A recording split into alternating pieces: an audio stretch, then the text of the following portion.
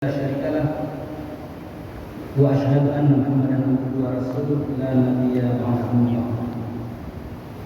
وقال الله تعالى في القرآن الكريم أعوذ بالله من الشيطان الرجيم بسم الله الرحمن الرحيم يا أيها الذين آمنوا كتب عليكم الصيام كما كتب على الذين من قبلكم لعلكم تتقون أياما معدودات فمن كان منكم مريضا أو على سفر فعدة من أيام أخر وعلى الذين يطيقونه فدية طعام مسكين فمن تطوع خيرا فهو خير له وأن تصوموا خير لكم إن كنتم تعلمون. Sadaqallahul azim.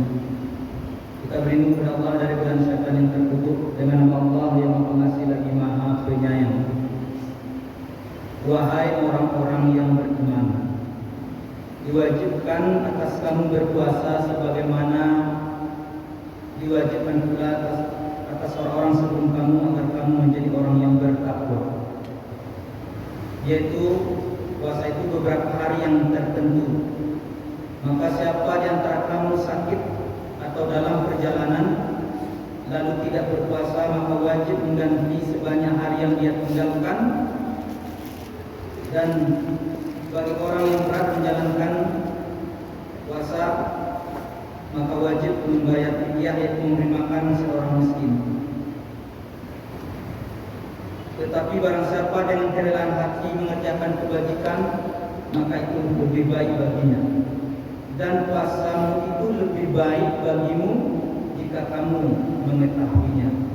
Maha benar Allah, surat Al-Baqarah 183 dan 184.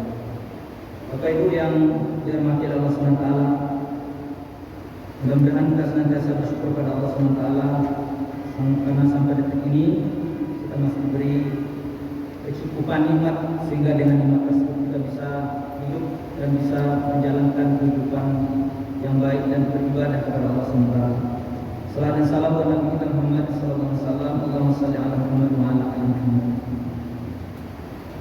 Jadi menurut perhitungan hisab, insyaallah usia Sya'ban tahun ini 29 hari.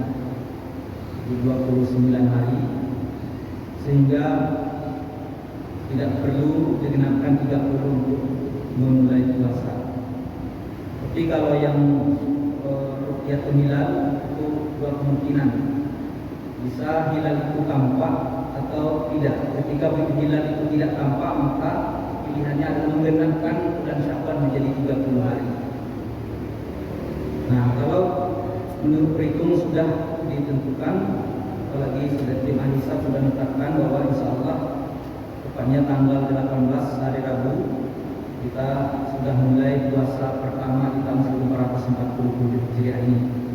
Artinya besok malam atau Selasa malam itu sudah mulai tarawih pertama. Bapak Ibu yang saya hormati, di dalam bulan Ramadan tentu kita perlu mengetahui, menambah pengetahuan kita atau ilmu kita sehingga kita tidak ragu-ragu dalam menjalani puasa Ramadan. Di antaranya masih banyak umat Islam yang menganggap bahwa waktu imsak yang sering kita dengar dengan ditandai serine itu dianggap waktu stop.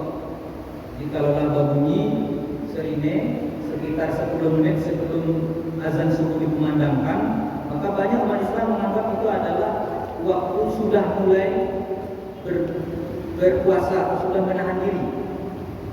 Padahal waktu imsak itu adalah waktu hati-hati. Jadi kapan mulai berpuasa sebenarnya? Yaitu ketika mulai terbit fajar atau telah masuk waktu subuh sampai terbenamnya matahari atau telah masuk waktu maghrib, itu penanda puasa. Jadi kalau waktu sebelumnya itu waktu hati-hati. Kalau kita di lampu merah pada itu posisinya lampu kuning, belum lampu merah. Jadi lampu merah itu sudah berkumandang azan atau muazin telah memandangkan azan subuh, itu pertanda stop. Dimulainya puasa, tidak boleh makan, minum, dan telah selesai melakukan hal-hal yang berkaitan dengan makan dan minum. Tapi saat waktu imsak atau terdengar serine, karena itu sudah terbiasa di negeri kita ini, itu masih ada peluang untuk menyelesaikan. Hati-hati kalau bagi yang makannya separuh baru siap, segera selesaikan makannya. Jadi bukan stop di situ, tapi hati-hati karena sebentar lagi waktu subuh atau waktu menahan sebenarnya itu akan datang.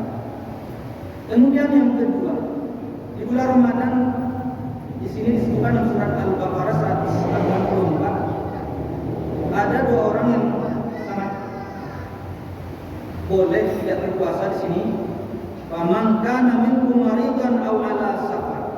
Barang siapa di antara kamu yang sakit atau dalam perjalanan, fa'iddatun min ayyamin ukhra, maka hendaklah dia menghitungnya dan mengganti puasanya sebanyak hari ditinggalkan.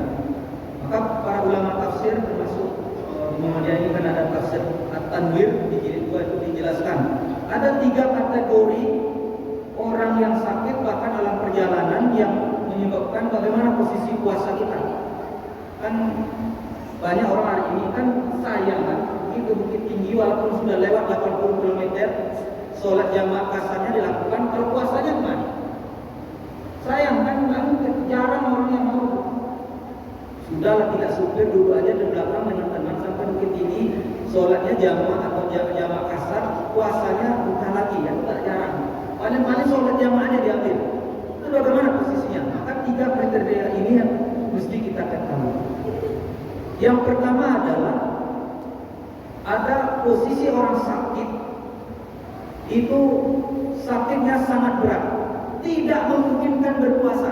Nah, ini yang kriteria pertama. Maka orang seperti ini wajib iftar atau wajib berbuka, tidak boleh puasa sama sekali. Siapa mereka? Orang yang sakit sedang dirawat, sakitnya berat, sangat berat dan tidak memungkinkan. Jadi kata kuncinya tidak memungkinkan untuk berpuasa.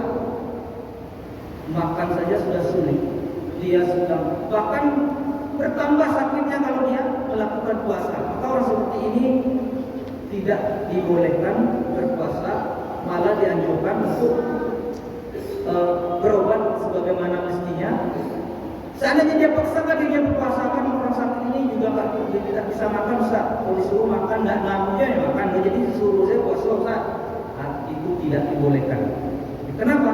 Karena dia dalam kondisi kritis, gawat ataupun sakitnya bisa bertambah yang sampai puasanya disalahkan. Sudah jelas dibolehkan tidak puasa. Itu kondisi pertama. Kondisi kedua adalah orang yang sakitnya berat tapi mungkin berpuasa. Jadi kemungkinan puasa itu ada. Siapa mereka? Ya bisa saja orang yang sedang rawat jalan, kan? Nggak rawat inap, beda tadi rawat inap, sekarang udah rawat jalan. Atau obatnya bisa dipindahkan. Setelah konsultasi dengan dokter, sebagusnya Bapak tidak puasa. Tapi kalau Bapak ingin puasa juga boleh, maka saya resep obat Bapak makannya di waktu sahur dan waktu berbuka. Nah, ini pertanda bahwa dampak mudaratnya itu tidak besar.